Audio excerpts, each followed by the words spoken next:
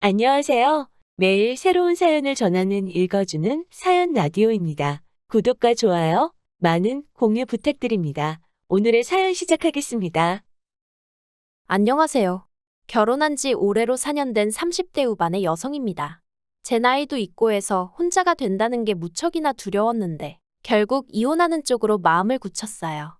그리고 지금 이렇게 마지막으로 머릿속을 정리하는 마음으로 글을 쓰게 되었네요. 호의를 베풀면 호구로 본다는 말은 정말이지. 누가 처음 했는지는 몰라도 진짜 딱인 말인 것 같아요. 딱 저랑 저희 시부모님 얘기거든요. 남편하고는 사회생활을 하면서 알게 된 사이예요. 하지만 나이 차이도 많이 났고 그렇다 할 공통 분야도 없다 보니 가까워질 계기랄 게 딱히 없었죠. 그런데 어째서인지 언젠가부터 남편은 뭐하냐 보고 싶다 해가며 저에게 연락을 해왔고 급기야 한 날은 절 좋아한다고 고백을 하더라고요. 너무 어이가 없었어요. 아무리 연상연하 커플이 유행이라지만 그게 제 이야기가 될 줄은 꿈에도 상상을 못했으니까요. 아무튼 처음에 저는 남편의 고백을 단칼에 거절했습니다. 그런데 남편은 쉽게 포기하지 않대요. 이후로도 거의 2년 가까운 시간 동안 한 번만 기회를 달라며 저에게 매달렸거든요. 그리고 남편의 한결같은 그리고 무조건적인 애정 공세에 저는 결국 마음의 문을 열게 되었죠. 남편의 조건은 제가 평소에 가지고 있던 제 나름의 기준에 미치지 못했지만 크게 개의치 않았습니다. 참고로 저희 남편에 대해서 이야기를 좀 해보자면 사업을 실패하신 시부모님 밑에서 자란 시부모님 눈에만 잘난 평범한 직장인 정도로 말할 수 있겠네요. 반면에 저는 제 입으로 이렇게 표현하기가 껄끄럽긴 하지만 그래도 꽤나 사는 집의 외동딸이었죠. 친정부모님은 두 분 다 강단에 서시는 분들이셨고 대대로 물려받으신 재산도 있으셨거든요. 그리고 그 재산의 일부를 저에게 일찍이 물려주신 덕분에 제 앞으로는 월세가 나오는 원룸도 몇 개 있었고 이와는 별개로 저도 남편처럼 직장을 다니고 있었으니 어떻게 들릴지 모르겠지만 제가 남편보다 나이가 많다는 점을 제외하고는 제가 남편에게 부족한 점은 없었다고 생각해요. 하지만 시댁에서는 제 나이를 흠잡아 결혼을 반대하셨고 친정에서는 반대까지는 아니었지만 그래도 시댁 형편이 어려우면 분명히 제가 스트레스를 받는 순간이 올 거라며 걱정 정도는 하시는 눈치셨어요. 하지만 어째서인지 시댁의 반대는 오래가지 않았습니다. 나중에 알고 보니 남편이 제가 가진 재산이라던가 그런 걸 시부모님에게 죄다 말씀을 드렸었다네요. 그러자 시부모님도 못 이긴 척 저희 결혼을 허락해 주셨던 거고요. 만약 이 사실을 결혼 전에 알았다면 시부모님의 검은 속내가 역겨워서라도 오히려 제가 이 결혼 안 하겠다 했을지도 모르는데 남편이 이런 이야기는 쏙 빼놓고 마치 자기가 시부모님을 간절히 설득하여 상황이 달라진 것 마냥 저에게 생쇼를 해댔으니 그때를 생각하면 남편이란 인간이 괘씸할 뿐이에요. 아무튼 어찌저찌 허락은 받아서 결혼 준비를 시작했는데 앞서 언급한 대로 시댁은 사업 실패로 가세가 무척이나 기울어져 있다 보니 결혼을 하는 데 있어서 어떠한 도움도 기대할 수 없는 상황이었습니다. 그래도 그나마 남편이 모아둔 돈이 좀 있었기에 그걸로 가정가구 등을 채우긴 했지만 기본적으로는 제가 가진 아파트, 제가 가진 차, 소위 굵직굵직한 건 전부 다 제가 가진 걸로 시작했어요. 그래도 정말이지 시부모님한테 서운한 티 한 번 내본 적 없었습니다. 그냥 없으니 그러셨겠지 하고 말았죠. 친정부모님도 말씀하시길 있는데 안 해주시는 것도 아니고 없어서 못 해주는 사람들 마음은 오죽하겠느냐며 저더러 그걸 탓하면 안 된다 하셨으니까요. 그리고 막상 결혼하고 살아보니 시부모님이 나쁘신 분들은 아니셨어요. 특히 어머님께선 제가 그간 들어왔던 시어머니의 모습과는 많이 달랐죠. 저한테 이래라 저래라 시키시는 것 일절 없으셨고 제가 작은 선물이라도 하나 해드리면 얼마나 좋아해 주셨는지 몰라요. 명절에도 시댁뿐만 아니라 친척집까지 돌아다녀야 하긴 했지만 그래도 저한테 일은 시키지 않으셨어요. 물론 그렇다고 저도 가만히 있던 건 아닙니다. 자발적으로 요리도 하고 설거지도 하고 어머님이 워낙 뭘 시키시지 않으셨으니 오히려 저도 눈치껏 싹싹하게 움직이게 되더라고요. 저는요 정말이지 솔직히 이 정도 고부관계면 어디 가서 말하기 남부끄럽지 않은 사이라고 생각했네요. 하지만 저 혼자만의 착각이었을까요? 시작은 아버님의 유일한 수입원이 끊어지면서였어요.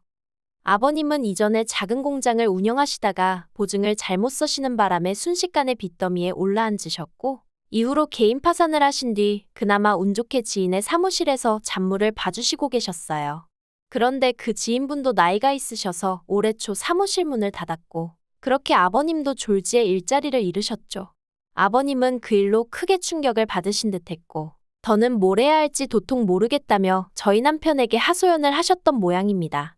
부자지간이라고 해도 아버님도 얼마나 갑갑하셨으면 아들을 붙들고 그런 이야기를 하셨을까 싶어요. 아무튼 그런 이야기가 오갔다는 걸 알게 된 지 며칠이 지났을 무렵 남편이 저에게 부탁이 있다더니 하는 말이 저희 친정아버지한테 말씀드려서 친정아버지가 가지고 계신 건물의 관리 일을 아버님께 맡기면 안 되겠냐는 거예요. 솔직히 좀 당황스러웠지만 일단은 알겠다고 한번 여쭤보겠다고 했습니다. 하지만 너무 기대는 하지 말라고 했어요. 제가 알기로는 이미 건물마다 관리해 주시는 분들이 계시기도 했고, 다들 저희 가족과 오랜 인연이라서 한 분이라도 스스로 관두시지 않는 한 친정아버지 성격에 내보내시진 못하실 게 분명했으니까요. 하지만 결론부터 이야기하자면 다행히 친정아버지 건물 중 한 곳의 관리인분이 와이프 되시는 분과 귀농을 하기로 했다는 소식을 전해온 참이었고, 그래서 아버님께 관리직 일을 맡길 수 있게 되었습니다. 그래서 남편에게 될 것 같다고 이야기를 하니 정말 기뻐하더라고요. 아버님도 남편에게 연락을 받으신 건지 저에게 몇 번이나 전화해 고맙다 하시면서 이제 좀 숨통이 트이는 기분이라셨죠. 그런데 어머님께선 저희 세 사람과는 의견이 다르셨던 모양입니다. 저는 정말이지 어머님의 그런 모습은 처음 봤어요. 아버님께서 제 덕에 너무 기분이 좋으시다며 당신이 밥 한 끼 사시겠다고 한 번 시댁에 오라셨습니다. 사실 남편과 결혼한 이후로 아버님이든 어머님이든 시부모님한테 밥을 얻어먹어 본 건 채 5번이 되지 않았어요. 한 달에 한두 번은 꼭 보는 사이였다는 걸 감안하면 얼마나 적은 횟수인지 짐작이 가시겠지요. 아무튼 그래서 남편이랑 가벼운 발걸음으로 시댁을 찾았는데 시댁 현관에 초인종을 누르자 어머님께서 나와 문을 열어주셨거든요. 그런데 어머님 표정이 정말 찬바람이 쌩쌩 분다는 게 이런 건가 싶은 게 비교적 둔한 성격의 남편도 대번에 어머님께 무슨 일 있냐고 여쭤볼 정도였으니까요. 게다가 집 안으로 들어서니 어째서인지 아버님 또한 어머님 눈치를 보느라 바쁘신 게 분명히 무슨 일이 있구나 싶대요. 하지만 저는 어쨌든 며느리니까 며느리의 임무라고 해야 하나? 아무튼 이 분위기를 어떻게든 살려봐야지 싶어서 원래 그런 성격이 아님에도 불구하고 너스레를 떨었어요. 두 분 다 왜 이렇게 힘이 없으시냐? 좋은 날인데 우리 나가서 맛있는 거 먹자. 아버님 저 너무 배고프다 뭐 사주실 거냐? 그러자 그때 어머님께서 네가 뭘 얼마나 대단한 일을 했다고 그러냐면서 저에게 핀잔을 딱 주시는 게 도대체 뭐지 싶은 거예요. 하지만 그렇다고 제가 어머님께 바로 짜증을 내기도 그래서 제가 혹시 뭐 실수한 거 있냐 있으면 말씀해달라 고치겠다 했습니다. 그랬더니 어머님께서 하시는 말씀이 그래 너 말 잘했다 하시더니 저더러 어떻게 그럴 수가 있냐며 소리를 지르셨어요. 어떻게 아버님더러 니네 아버지 건물에서 경비나 서라고 할 수 있냐면서 말이죠. 그리고는 내가 그동안 너한테 어떻게 했는데 너는 겨우 우리를 그 정도 취급밖에 안 하냐 하시면서 정말이지 뭐라고 할 말이 없더라고요. 그래서 제가 어머님께 그렇게 불편하게 생각하실 줄은 정말 몰랐다고 죄송하다고 사과를 드렸습니다. 저는 남편이 먼저 말을 꺼냈고 아버님도 좋아하셨기에 잘 됐다고만 생각했는데 어머님 입장에선 그게 그렇게 느껴지셨다니 정말 죄송하다고 다 없던 일로 할 테니 노여움 푸시라 했죠. 그리고 그날 저녁 결국 저녁을 얻어먹긴커녕 어머님 마음 달래드린다고 동네에서 제일 비싼 고깃집 가서 소갈비 사드리고 그러고 왔어요. 그런데 이튿날 아버님한테 전화가 왔는데 하시는 말씀이 어머님한테는 비밀로 하고 그냥 저희 친정아버지 건물에서 당신이 관리 일을 하면 안 되겠냐는 거예요. 제 입장이 정말 난처했습니다. 괜히 아버님 부탁을 들어드렸다가 어머님이 알게 되시면 그땐 저뿐만 아니라 저희 친정부모님까지 싫은 소리 듣게 되실 게 뻔할 뻔자였고 그렇다고 아버님 부탁을 거절하자니 앞으로 그럼 아버님과 불편해질 것 같은데 당연히 그 또한 제 입장에선 피하고 싶은 상황이었으니까요. 하지만 고민 끝에 저는 아버님께 그렇게는 안 될 것 같다고 했어요. 아버님도 어머님 반응을 보셔서 아시지 않으시냐? 저 어머님한테 또 혼나기 싫다. 아버님이 제 입장 좀 봐달라고 사정을 했죠. 그랬더니 아버님도 서운하신 기색이 역력하시긴 했지만 알겠다 하시더라고요. 그리고 일이 그렇게 마무리가 되었다고 생각했는데 그 일이 있고 한 달쯤 지났을 무렵이었어요. 어머님이 저희 부부한테 할애하기가 있다며 시댁에 오라 하셨고 저희는 영문도 모른 채 시댁에 내려갔습니다.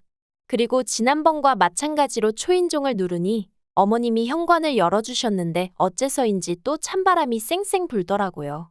그리고 그 모습을 본 남편이 한숨을 푹 내쉬면서 오늘은 또 무슨 일이냐 하니까 일단 들어와서 이야기하자며 확 돌아서시는데 진짜 무슨 도살장에 끌려가는 소라도 된 기분이었네요.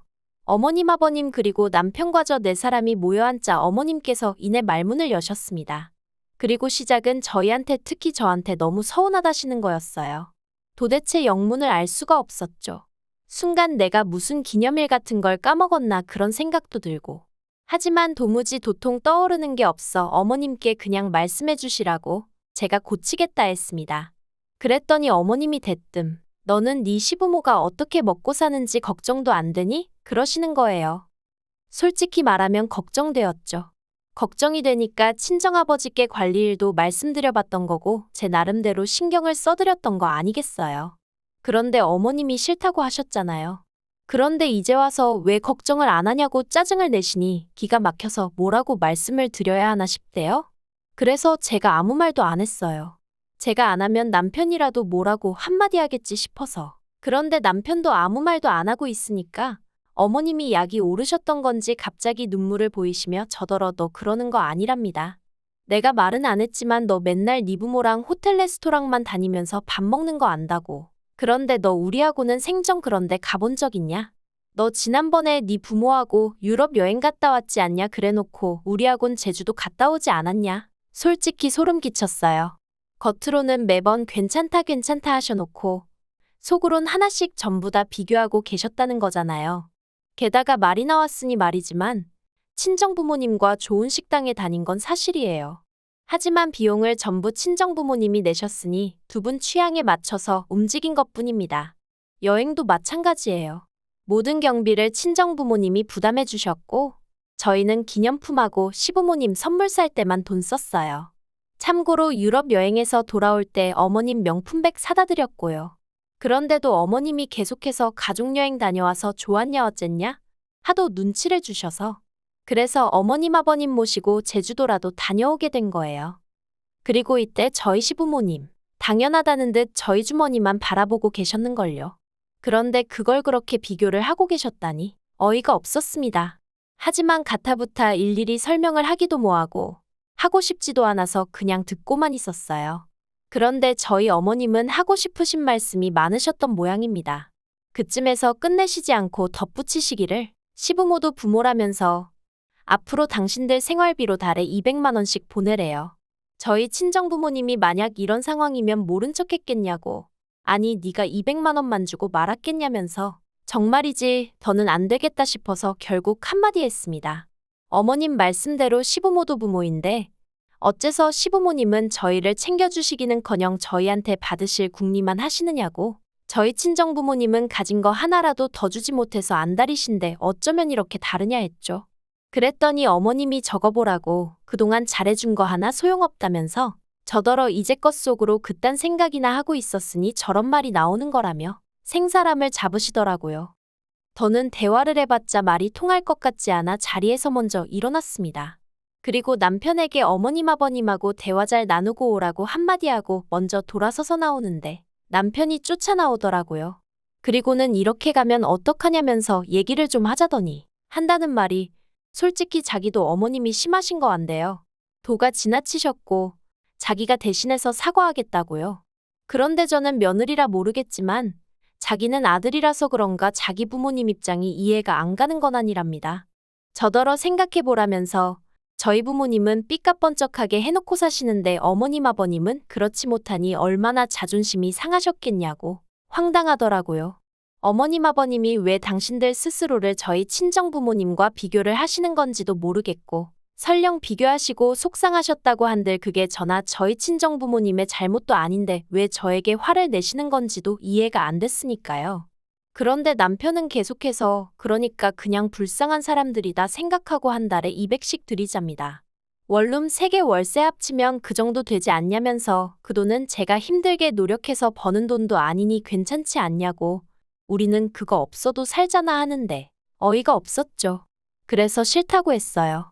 이러나 저러나 친정부모님이 나 여유있게 마음 편히 지내라고 주신 건데 그렇게는 못 드린다 했습니다. 그리고 당장 우리 친정부모님도 아직 현역에서 일하고 계시는데 아버님 어머님은 왜 못하시냐. 두 분도 뭐든 찾아서 하시라고 해라. 두 분이 버셔도 부족하면 내가 그때 가서 생각은 해보겠다. 하지만 아무것도 안 하고 계시면서 무턱대고 나한테 생활비를 달라 하니 당신이 듣기에도 억지스럽지 않냐. 그러자 남편 얼굴색이 울그락불그락 하더니 저한테 정말 너무하대요. 자기가 이렇게까지 자존심 버리고 부탁을 하는데 그러면 좀 못 이긴 척 드릴 수 있는 거 아니냐면서. 저더러 돈이라면 환장을 한 거냐고. 세상엔 돈보다 중요한 게 많다나요? 그리고는 자기가 어떻게든 어머님 아버님한테 제 이야기를 잘해주려고 했는데 미워서 그러기 싫답니다. 이참에 어머님 아버님한테 점수가 왕창 깎였을 텐데 저더러 알아서 하래요. 이제 어머님이 시집살이 시키셔도 자기는 제 편도 안 들어줄 거고 저희 친정부모님한테도 싹싹하게 안 하겠답니다. 제가 먼저 양가부모님을 차별하니까 자기도 저희 친정부모님하고 시부모님을 달리 대하겠다나요? 그래서 그러라 했어요. 그럴 거면 사위는 뭐하러 하냐? 나는 뭐하러 니네 집 며느리하고. 이참에 다 때려치자고 했죠. 그리곤 열받아서 혼자 차 끌고 집에 왔습니다. 그리고 정말 어이없게도 남편이 집에 안 들어왔어요. 회사에 출근은 했는지 어쨌는지 모르겠지만 아무튼 4일이란 시간 동안 집을 비웠죠. 남편은 제가 전화라도 해서 어르고 달랠 줄 알았던 모양인데 저는 그럴 생각이 조금도 없었습니다. 어찌나 생각할수록 괘씸하던지 남편에게 이혼하자 했고 어머님 아버님께도 마음에 드는 새며느리 보시라 저는 이 며느리 자리 내려놓겠다 문자를 보내놓은 상황이에요. 남편은 어디 한번 해보자고 답장이 왔는데 제가 부양 의무를 져버렸으니 이혼의 귀책 사유가 저한테 있다나요? 어이가 없어서 그래 정말 해볼 테면 해보자고 했습니다.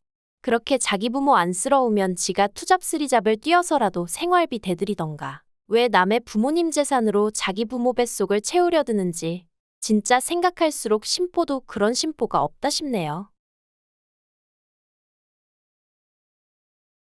긴 이야기 들어주셔서 감사합니다. 오늘의 사연은 여기까지입니다.